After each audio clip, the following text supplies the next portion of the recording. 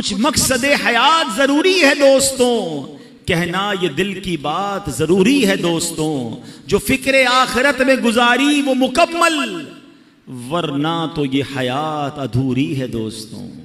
किस काम में जिंदगी गुजर रही है। एक बात याद रखिए, हम में से कोई यहाँ 15 साल, कोई 20 साल, कोई 30, कोई 50, कोई 60 साल का भाई बैठा है, लेकिन गौर कीजिए, कभी हमने गौर किया, मालूम करने की कोशिश की मुझे दुनिया में भेजा क्यों गया है। हर चीज के बनाने का एक रीजन है ना। आपके कईयों के सर पे टोपी है, टोपी क्यों बनाई? सर को ढांपने के लिए। लिबास है, क्यों बना? कपड़े पहनने के लिए। घड़ी है, क्यों है? टाइम बताने के लिए। कलम है, क्यों बनाई? लिखने के लिए। अशरफुल मखलूकात बना दिया रब ने, किस लिए? पता ही नहीं है कि मेरी तख्लीक का, मुझे बनाने का मकसद क्या है। और एक और सवाल मैं करना चाहूंगा, आपके जेब में कलम होती है, जब तक लिखती है कहां रहती है?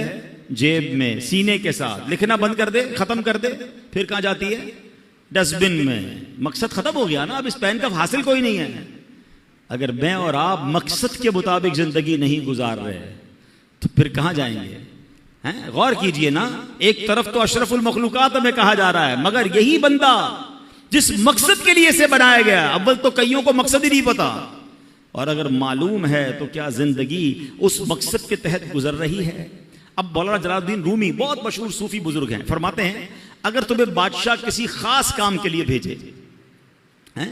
चले आज की जबान में कह दूं कि आपका कोई सेठ है, बॉस है, कहीं आप जॉब करते हैं, ठीक है ना, आपका अफसर है, आपको कहे खास काम है, फला काम करके आओ।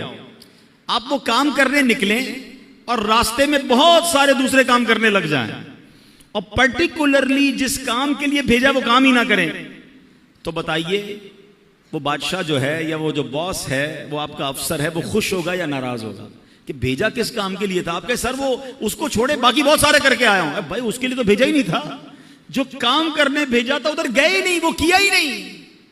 अल्लाह अकबर। यानी अल्लाह ने मुझे और आपको अपनी इबादत के लिए बनाया है। अब इबादत छोड़कर सारी दुनिया के काम कर रहे हैं। कईयों की नमाजें कज़ा हो रही हैं, कोई जनाब गुनाहों में पड़ा हुआ है, कोई अल्लाह की नाफरमानी में पड़ा हुआ है, रब की नाराजी वाले कामों में पड़ा हुआ है।